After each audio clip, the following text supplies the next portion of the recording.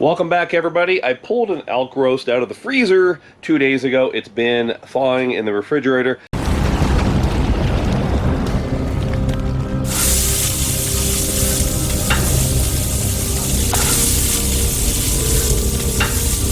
So when we process our deer, elk, and pronghorn, I just pull large chunks of meat off the quarters and we call them roast. If you don't like blood, you might have to pull away right now, but this is what a piece of elk meat, a 3.5 pound elk roast, looks like after you've thawed it in the refrigerator. This is pretty much the same way I've been preparing my elk roast for the last 15-20 years. Been on the Blackstone griddle, of course, for 8 years, but if you go way back to 10-11 years ago, you'll see me doing this with a cast iron skillet. Olive oil or some kind of cooking oil on your roast, and of course I have some seasoning here. Seasoning type doesn't matter. For me, I like the things that have, the seasonings that have garlic, onion, black pepper, red pepper, stuff like that in there. So today I'm using Dickey's Old Town Market rub that the real Joey B gave me at a demo down in Texas last year. So I'm just going to put some rub and rub the second side as well. There's that delicious roast, and there's the Blackstone griddle. We have it blasting on hot, on high, I guess I should say. Put down a little bit of olive oil. For me, I always try to oil my griddle top, my entire griddle top, before and after I cook. That way the top stays completely seasoned. In fact, somebody left a comment the other day that said, wow, Toven's griddle top is so shiny and beautiful, just like his perfectly bald head. Get the tongs in there like so. And this is where we are going to sear the roast up. We're not going to cook it on the griddle, but we're going to sear it up like that. Always get people asking me how to cook huge cuts of meat on the Blackstone, and I don't recommend cooking huge cuts of meat on the Blackstone. Blackstone is not low and slow. It's not a slow cooker. It's for quick cooking. You know, just a few minutes. It's restaurant style cooking, 10 minutes or less. Stir fry, steaks, burgers, eggs, crepes, quesadillas, whatever, but not for multiple hours of cooking. People do that, all right, but I just don't recommend it. In for the flip. Oh, baby. I'm right there. I mean, you can't get a sear like that anywhere else. The sear is what locks the flavor, locks the juices into a burger, into a steak, into a roast, and without that, you just got yourself a giant chunk of gelatinous meat jelly. So I can utilize the corner of the griddle if I want to get that bottom edge seared up, and then we'll flip it and get this top edge next. Now I used this rub today, but there have been times when I've used salt and pepper. I've used Blackstone steak seasoning. I've used some of my older wild game seasonings as well. Let's go in for the next flip here. Wow. All right, this roast is perfectly seared. I mean, just look at that. Nothing special about this slow cooker. This was a gift from Weston like 5-10 years ago. I had a bunch of these. I gave some away to my buddy Kevin, and I got one left. So you have the slow cooker on high, but of course there is something special, baby. It's camo. There we go.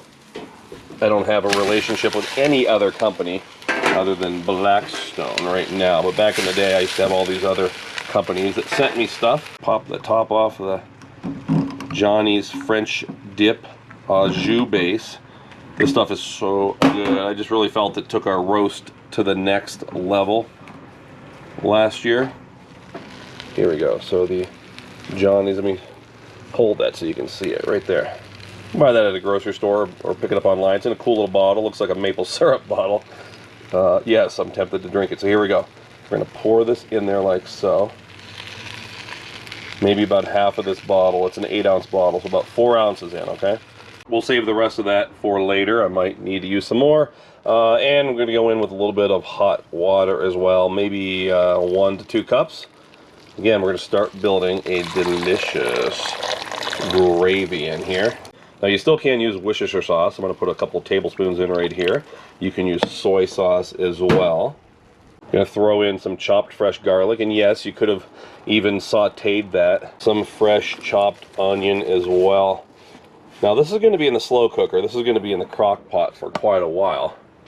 So most of that's gonna reduce. It's gonna cook down to nothing, but that's all gonna build a delicious gravy. My griddle is clean. Go ahead and turn the burners off.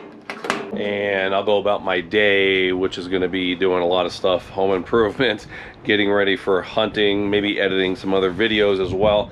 But we'll bring it back here later on in the 3 to 5 hour range, and I'll continue to show you how to make the absolute best roast. Now, whether we're talking a beef roast, a venison roast, which could be, you know, a mule deer roast, a blacktail roast, a whitetail roast, moose roast, caribou roast, you know, bear, pronghorn, you name it. This is off the charts. And if you want to, you can go back into my archives here on my YouTube channel and see me making very similar recipe over and over the last 11 years. All right, it's either been 5 hours or 6 hours. I forgot if I started this at 10:30 or 11:30. So, it's been 5 or 6 hours.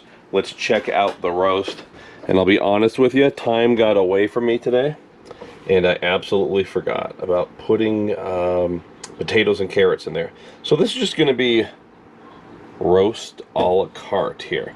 I have the onions and the garlic. I did put a little more of the Johnnies in there and a little bit of water in about an hour ago. Before I forget, I will also link a bunch of my old roast videos in the description down below and at the end of this video, because you can probably glean all types of things from all those videos. So check it out right there.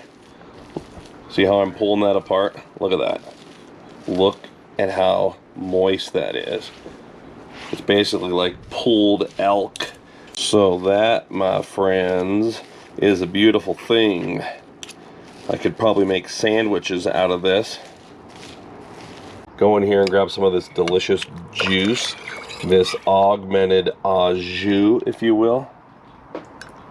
Oh yeah. Right there.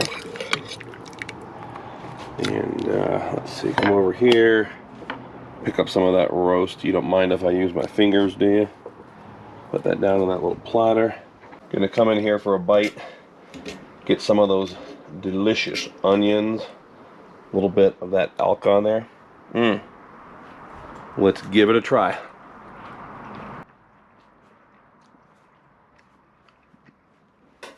Baby. Right there, the Johnny's French dip au jus, right there. That's the ticket. Any mixture of garlic, pepper, and onions in there. You know, add anything else you want to that, but wow. Oh my.